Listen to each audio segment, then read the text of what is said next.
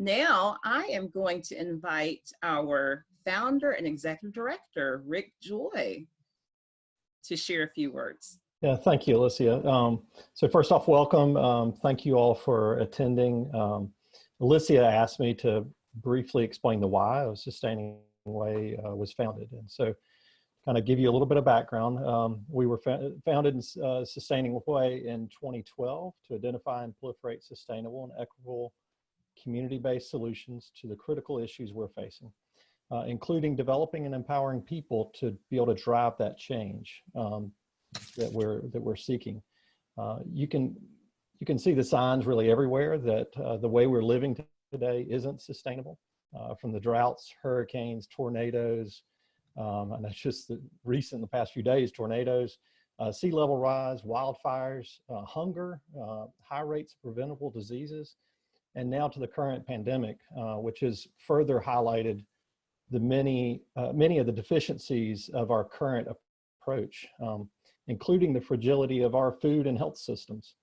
For those that are most vulnerable in our community, they continue to be impacted first and most. And for me, both as a fellow human and as a person of faith, I felt personally called to do something about it.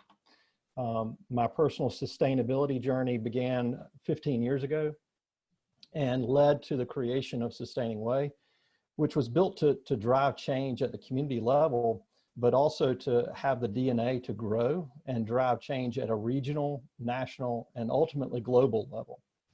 So that's what we're about. Alicia did a great job of introducing who we are. Definitely, this is just kind of a taste of who we are, that we work to develop both youth and adults. And obviously our focus right now is in the Nicholtown community. We do a lot outside of that too, but our focus is in the Nicholtown community. So again, thank you for attending. Thank you to our panelists for sharing your time and expertise on this critical issue. So thank you. Thank you, Rick. Now, I'm going to get out of the way so that we can get to what you came for this evening. We have three, as I mentioned earlier, wonderful panelists who are here with us today. So I'm going to start by giving you just a little bit of a background for each person, starting with our board member, Sylvia Palmer. Sylvia is a native Greenvillian and a long-term resident of Nicholtown. She was the first African-American earth and life sciences teacher at Greenville Middle School, serving 30 years from 1967 through 1997. Later, she served for 10 years as the office manager for Greenville County Education Association. Now retired, or at least that's the term she uses, we see her all the time around here, Sylvia continues to serve the community as past president of the Nicholtown Neighborhood Association and board member of Genesis Homes, along with many other volunteer activities that she focuses on to improve the conditions of the Nicholtown community. So we're really excited again to have her with us. Next, we have Shanine. Shanine Haler is our Sustainable Agriculture Coordinator. Shanine graduated from the University of Minnesota with a BA in Spanish Studies and a BS in Agricultural Education. During college, she interned with the Lake O' Lakes Foundation's Community Gardens program, working to connect high school students and agronomists to grow and donate fresh produce to food pantries across the nation. After graduating, Shanine spent 2.5 years in rural Panama and the Peace Corps. In her role as a Sustainable Agriculture Systems Coordinator, Shanine trained subsistence farmers on coffee orchard management, soil fertility, and erosion control, and worked alongside community members to start home gardens. So again, we are really thankful to have Shanine and her expertise here with us at Sustaining Way. And then finally, our last panelist is Mr. Julian Nixon. Julian is an educator, motivational speaker, author, and entrepreneur. He's a native of Atlanta, Georgia, but for over 9 years, he has called Greenville his home. Julian is now the Director of Diversity for Clemson School of Agriculture. He is also a former one of the speakers that we had, and I actually was able to see him in several different speeches that he's done. So I won't even go into all of that, but if you look up Julian on YouTube, you'll find some of the many videos and speeches that he's presented. So we are so glad to have you with us today, Julian. So my first question is going to be for Julian and Shanine. And just to give a little bit of a background, I think I started having conversations with Julian a couple of maybe months ago about food insecurity. And we were talking about the desire to have an open house. And many of you who are on this call, I'm familiar with, your friends who I've invited, and some of you maybe not so much, but I started with Sustaining Way about almost 2 months ago, not even 2 months ago. And I really wanted to be able to invite friends and network people who were in my network to Sustaining Way to hear about the work that we were doing. And so I started having conversations with Julian about food because of course we like food. I knew Julian's background, and he said, you know what, there really needs to be a conversation about farming and about gardening, because we're going into a really interesting time, and this would be, you know, a great conversation to have. And so that's a little bit of how this whole conversation came to be, is that initial conversation with trying to connect people that I knew and this epidemic or pandemic that we were experiencing, and this conversation that I had with Julian. So even though we're going through this pandemic, without that, we have an estimated 679,000 people in South Carolina who struggle with hunger every day, and even more who struggle with nutrition, just basic nutrition. And so that in and of itself is a really interesting statistic, to know that we have so many people who struggle with food when it doesn't seem to, we don't seem to have a shortage of food when you go into the grocery stores, but there's something that's going on. So I want to ask Julian, and I'd like for Shanine and even Sylvia, if you have something to add to this question, why is it that South Carolinians are so food insecure? Why do we have this issue? So it's a series of different things.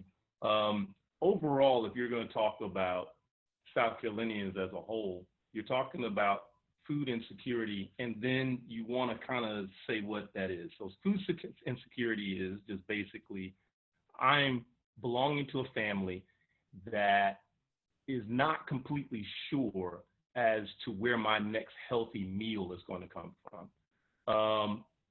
However, if you want to take that a step further, you can start talking about food apartheid, which is talking about the fact that these food islands or entire communities are lacking access and extension to healthy alternatives and to healthy foods as a whole. Just taking Charleston County, for example, Charleston County has 32 communities in it that are considered food apartheids. And so when you have something like Sustaining Way that sets up a program in the middle of a community to provide access to healthy fruits and vegetables, that causes a shift. If you look at South Carolina as a whole, South Carolina as a state is not really that big compared to some of our other surrounding states.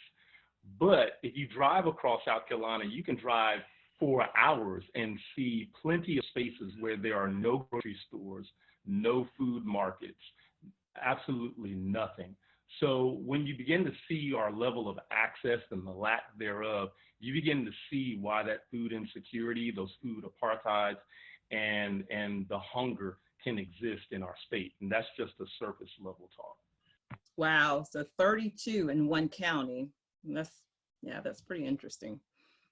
Shanine, do you want to add anything to that? I think Julian covered it better than I can, but it's part of a food system where their system has multiple different pieces, and especially if we talk about the United States as a whole, we're so interdependent on so many things that are maybe across the country or halfway across the country from us. We want to start talking about local food and local solutions. That really comes into play as well with having food security. That's good. So you talked about systems, Shanine, and so if you could just go a little bit further with the food system conversation. So our food coming from different places, can you talk about the sustainability of some of our current food systems? Yeah, so our current food system is set up to kind of function in mass or as more like on large scale. So we're looking at primary production. If we want to take an example of maybe the dairy industry and a gallon of milk that a lot of people seem to be buying right now at the grocery store. So you're gonna have your primary production, and that's gonna be on the farm. You're gonna have a farmer that's milking their cows, selling that milk to a creamery. Therefore, it travels to a processing plant, which for the dairy industry is a creamery. That's then turned into or pasteurized and processed and packaged into a gallon and distributed. Dairy industry on average, milk only travels about 100 miles from farm to grocery store. But in other industries, if you want to talk about, like right now, zucchini is coming from Florida all over the United States, or lettuce in the middle of winter in Minnesota isn't coming from Minnesota. So that distribution varies widely. Then you have the question of access. So where is that food going? Grocery stores. Are you close enough to a grocery store to get there on a daily basis? Or however often your family needs it. So then you have that piece of it. So your milk is on the shelf. You buy that gallon of milk, you bring it home and you drink it.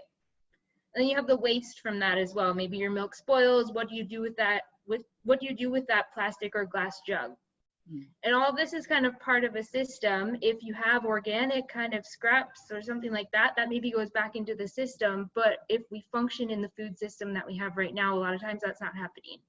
So our system has multiple pieces that are fragile, and some would say broken, contributing then to food insecurity and system, like an unsustainable system. Mm-hmm. Yeah, that makes sense, especially with the time that we're in right now with COVID and individuals in different areas being more impacted by this than others. And so I imagine that there are some places that are not able to continue production, and there may be some parts of that system or the chain that's broken because of, again, not having the people to be able to either provide the product to or people to work that part of the chain. So Julian, did you want to include or add to that? No, actually, she's absolutely right. So when you think about the food system that she was talking about, something that everybody needs to remind themselves of is that you and we run off of nutrients. We run off of nutrition. The food system runs off of things like oil. All right. If oil left, like the prices of the barrel just went through the roof and no one could afford gas, our food system would shut down. It's not dependent on you. It's dependent on all these other extra things.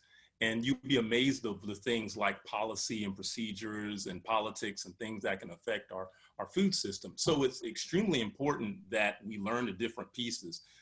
I gotta say, Shanine named several different pieces, and hopefully we can go back and we can write those down and list those out, because everybody needs to look at all those different pieces that went into you just to get a quart of milk so you could eat Frosted Flakes on Saturday. That was a lot of pieces that were separate from Betsy the cow and your cereal. So the food system is an extremely complex structure that is great for us when it comes to things like food safety. But when you get beyond that, you start talking about situations like what we're going to talk about tonight with COVID-19, it actually becomes a hindrance. And like she mentioned before, you can start to see the cracks and you can see where our system is actually broken. Yeah, thank you, Julian, for adding that. I think you even had a quote in our press release about, you know, the time that we're in right now. We're all sheltering in place, and we're going to the grocery stores and realizing that some of the things that we typically would have are not in the grocery store anymore, or we can't get to them because, you know, we go on Amazon and we can't even get some of the products that we might typically use. So we realize that there are a lot of things that we don't have much control over, that maybe we didn't realize before.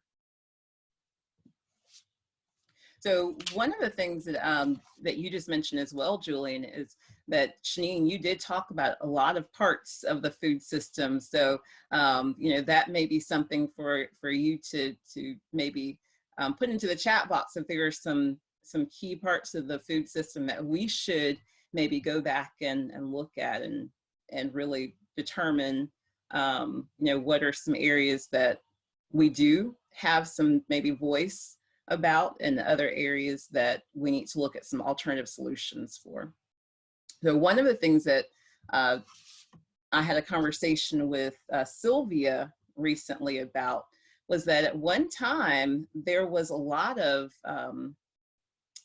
the community that we're in now in Nicholtown was not always reliant on grocery stores or places like that to be able to get all of their nutritional needs met.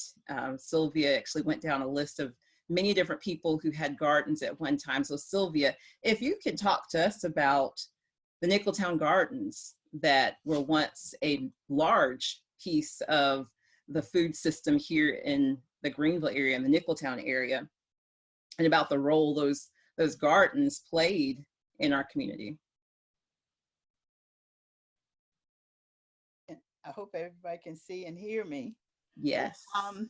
Let me give you just a little brief history of the Nicholtown community, which dates back to the 1800s, when this property out here that was on both sides of Lawrence Road was a plantation owned by Jeremiah Stokes, and eventually handed down generational to various people. But the last person to become owner of most of the property on this side of Lawrence Road was Dorcas Green, Elisha Green's daughter.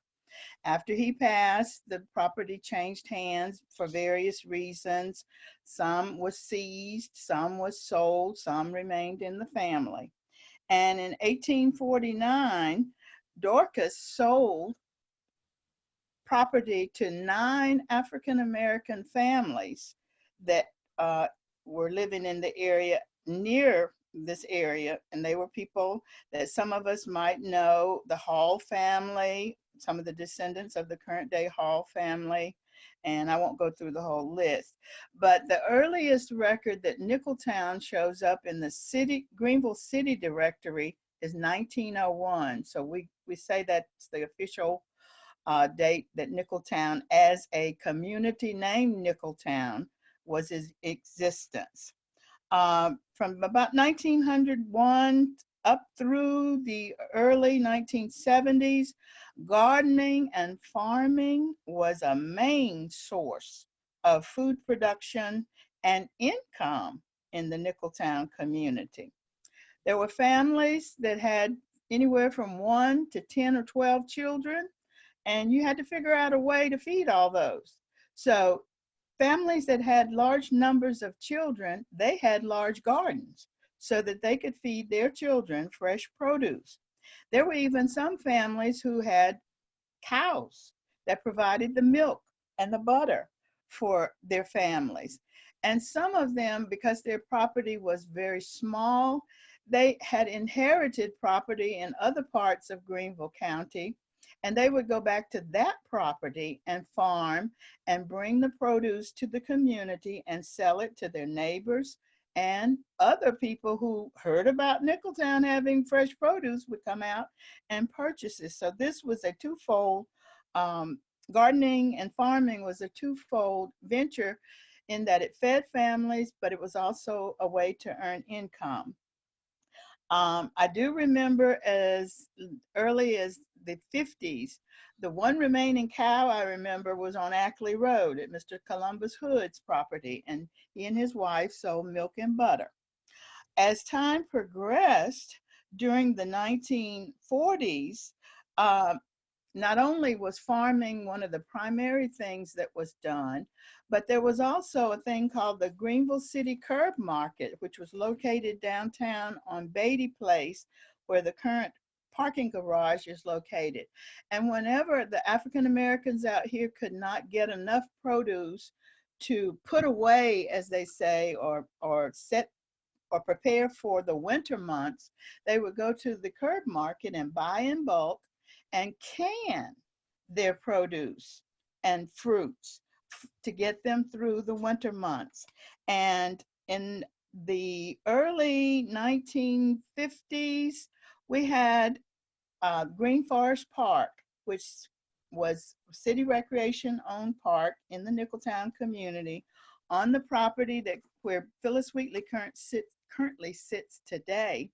And Ella Mae Logan, who was the city sister of Hattie Logan Duckett, the founder of Phyllis Wheatley, she taught canning classes at Phyllis Wheatley. And ladies from far and near would come to her classes to learn how to properly preserve those fruits and vegetables for their families during the winter months.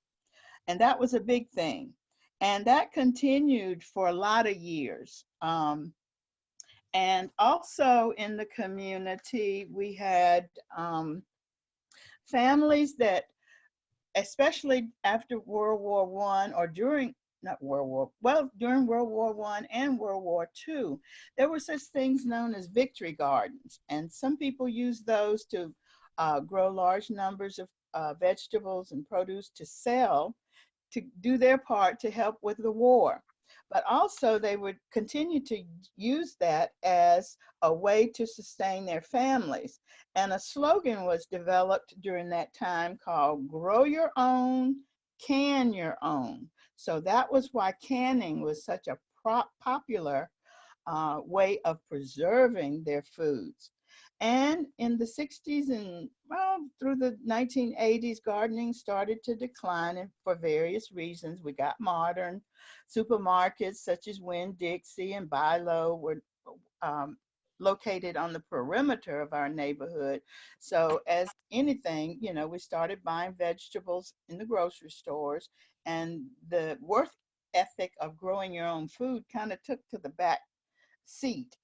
And then in the early 2000s rather, Nicholtown Neighborhood Association was fortunate enough to partner with the city, and a community garden was formulated on the corner of Rebecca and Nickel Street.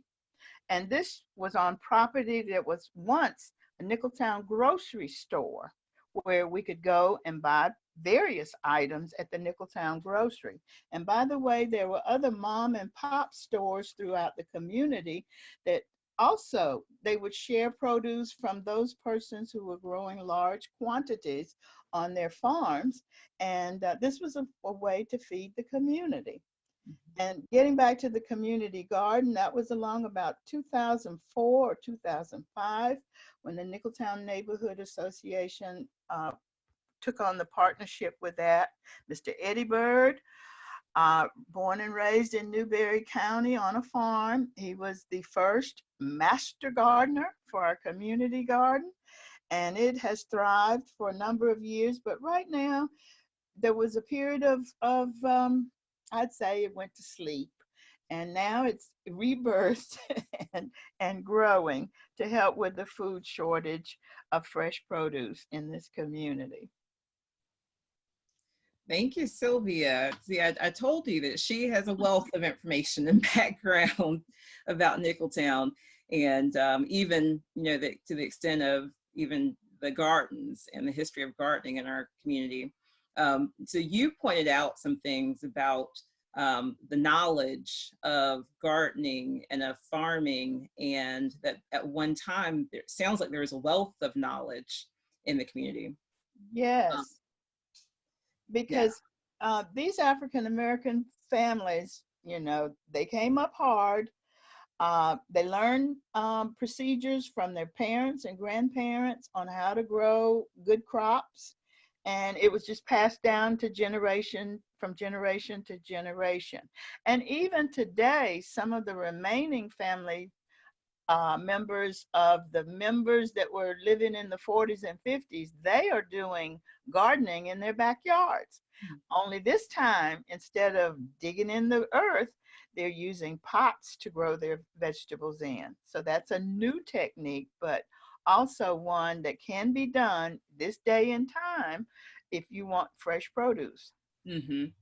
Yeah, and I'm glad you brought that up because you just said fresh produce, and I Yes. think that's something that I can always tell the difference when I go to Oh, yeah. go and get vegetables or fruits from the grocery store, for example, versus being able to get them fresh out of a garden. It does taste, there's a different taste. So Janine Yes. may be able to talk a little bit about that, about the model that we use at Sustaining Way and why it's so important that we learn those gardening techniques.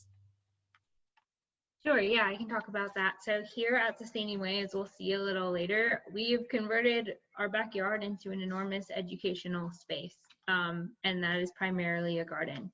So what we're able to do with that is produce some of our own food here, and then also distribute that within the Nicholtown community. But most importantly, we want to teach people how to be more self-sufficient, especially in a food desert like Nicholtown. So we're out here, our yard has a variety of different levels and landscapes. We have so many different models of how you could garden in your backyard. So I'll show you all that a little bit later, but fresh fruits and vegetables, I think we talked a little bit about the lack of nutrition in diets and the insecure nutrition in some people's diets. And that's something that fresh produce can really, really address, but it's hard to get that and know where it's coming from and be confident in it. And growing your own is something that we can promote and do fairly easily. Thank you. We're looking forward to the tour that you're going to give us in a little bit, Janine. So can you talk though just a little bit about what makes the fruit and vegetables that come out of, for example, Sustaining Ways garden more nutritious, or what's the difference? Sure. We are organically gardening here. So we don't use any chemicals or pesticides. Nothing unnatural is going into the production of our vegetables. And I think that's a really important thing to take into consideration when you are purchasing any kind or consuming any kind of fresh produce, especially, and any produce at all. So that's a big thing that we're doing here. It's also produce is best for you at the peak of ripeness, and we're able to provide that to people if you grow in your backyard or donate or distribute right after harvest.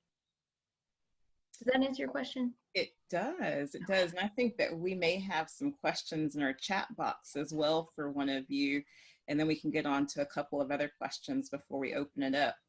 Sophia, do you have any questions from the attendees that one of our panelists can answer? Yeah, so one of these actually has to do with the last question. It says, we must start talking about health, wealthy, immune boosting remedies versus continuing to push health damaging foods on communities that are challenged, especially food deserts. Any thoughts?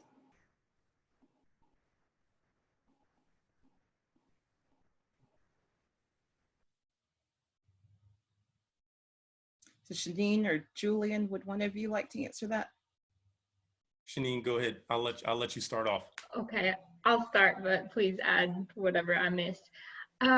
Absolutely. Yeah, we have to start thinking about that. We have to start thinking about what is the nutrient density of the foods that we are making available and providing to communities that maybe really struggle with especially nutrition insecurity, but also food insecurity. I think sometimes we talk about culturally appropriate foods as well, and sometimes looking for alternatives and helping to kind of educate people around what are healthier alternatives to some culturally familiar appropriate foods is another piece of that, and that's maybe the more challenging piece. Julian? Yeah, I can piggyback right off of there. One of our listeners, who is Dawn from Herban Eats, she deals with a plant-based meal style, and it's more vegan.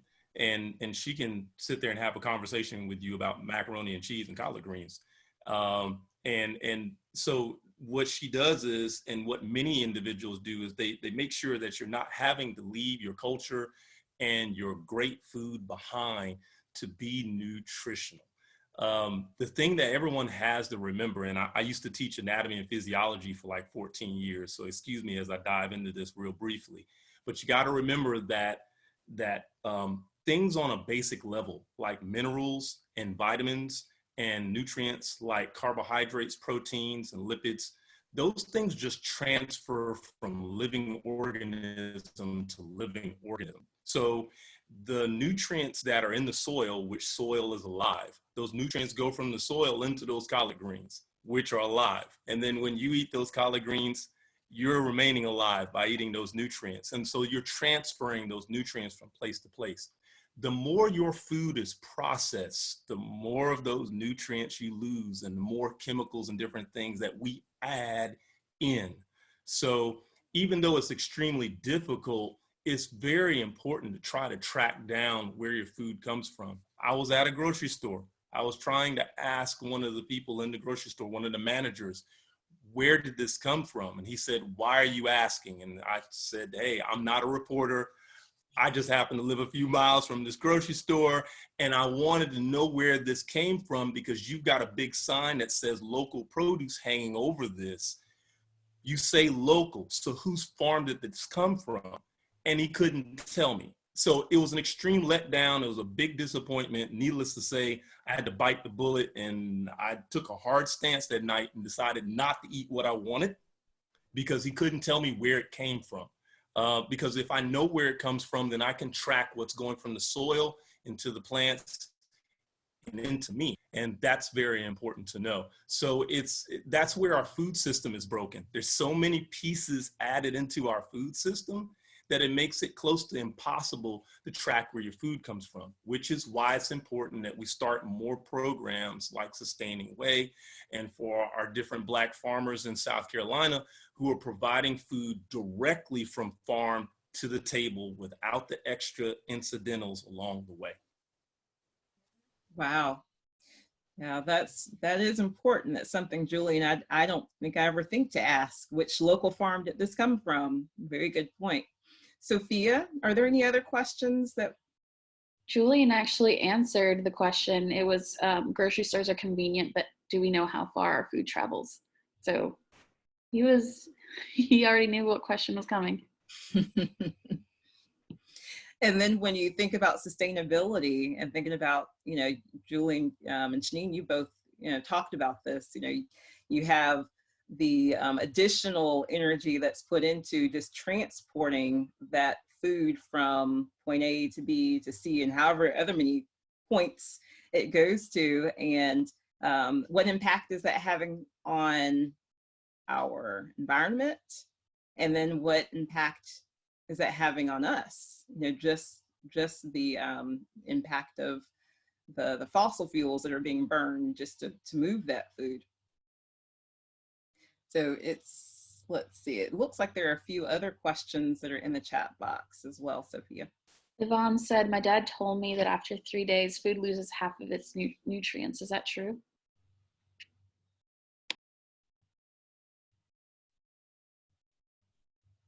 I don't know. Hey, Julian? When you say food, that's a huge statement just to just say food. Are you talking about cooked food, raw food, processed food? I think everybody's seen the hamburger story online where the infamous hamburger was allowed to stay on the kitchen table for 6 years and it never mutated, things like that. That's a pretty broad one. If you picked your greens, if you picked mustard greens, if you picked beans, if you picked peas, and they were and you dried them out in your cupboard, would they really lose their nutrients in 3 days? Probably not, or we wouldn't eat them. So things like that don't lose nutrients that quickly. But when you're talking about foods that are more processed or things that are dairy that have microorganisms in it, You know, milk, if you have milk, the minute that light begins to hit milk, the minute that milk increases in temperature, it's going to begin to change and begin to actually break down because the microorganisms become more active. So it depends on what type of food product you're dealing with. One other thing, Alicia, you were mentioning about the environment. Just wanted to give everybody something fun to go Google. When this is over tonight, go Google Venice, Italy, and you will find that because everybody has been social distancing and there have been no planes and no cars in Venice, Italy, that for the first time in several decades, they can actually see what's in the bottom of the water in Venice, Italy. It's awesome, but kind of scary at the same time. So if we could travel right now, we could go check it out, but Wow, that's really interesting. I'll have to go today and check that out. Okay, so prioritizing gardening and eating more fresh fruits and veggies. So I think we have all probably said at some point that it would be good to do that. But when it actually comes to practicing eating more fruits and vegetables and growing some fruits and vegetables, that's where the challenge comes. I think, you know, a lot of us know in theory that that's great to do. But can you talk to us maybe about some practical things that we can do just to get started? So Shanine, would you like to take that one? I can try.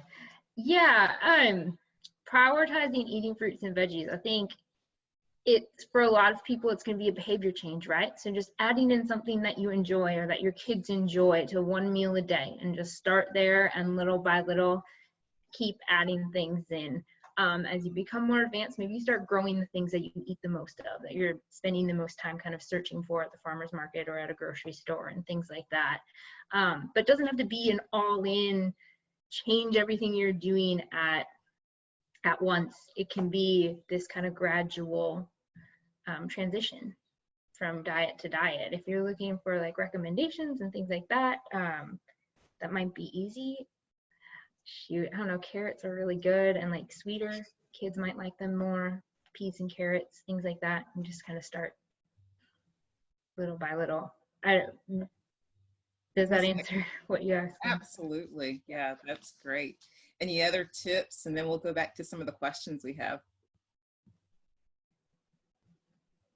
I know I'll kind of jump in, but I know with having your kids grow some of their food, even if it's a small amount, it introduces to them. I know I've seen in my own kids, they want to eat vegetables more when they've grown it. So having, even if it's not, you're not trying to grow everything and you don't have the time to grow everything for yourself, doing something makes a big difference. Yeah, I agree. I found the same thing. We've started doing, especially since we've been home more now, we're starting to grow some of the things that we typically would use during the week. Sophia, did you have any questions in the chat box? We have one more question. How does pickling veggies early to allow for traveling long distance impact nutrition? From my understanding, and Julian, correct me if I'm wrong, but when you pick a vegetable, all of the nutrients that are going to be in it are already in it. And if it's not all the way ripe, it's not at its full potential. So you'll have part of what the possibility is. Also that's going to ripen over time. And in things like bananas, especially, you go from having high carbohydrates to high sugars. Your body responds similarly to both, but it changes the kind of what the use of that fruit is as well. Yeah, that's right. I don't have to add anything to that. You're right.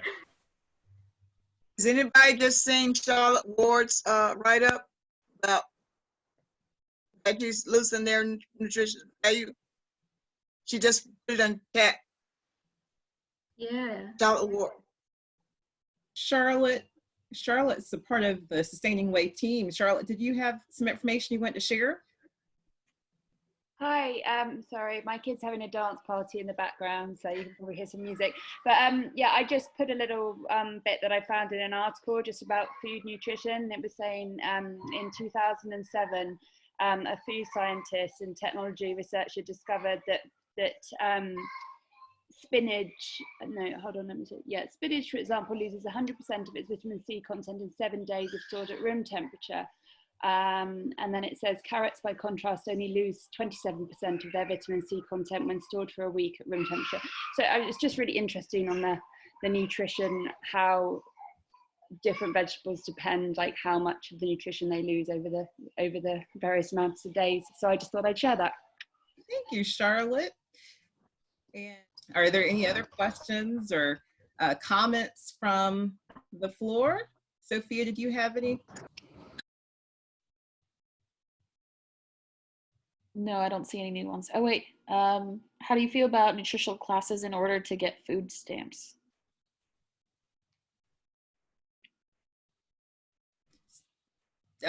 Julian, you're shaking your head. Did you understand the question? Do you want to take that one? If I understand the question correctly, then yes, absolutely. Any method that we can use so that people can obtain food.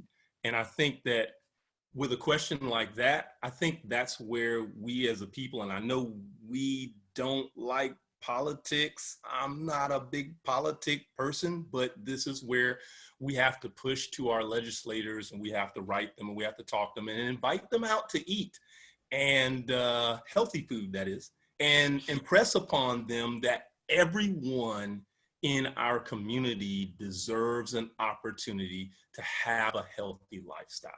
Everyone.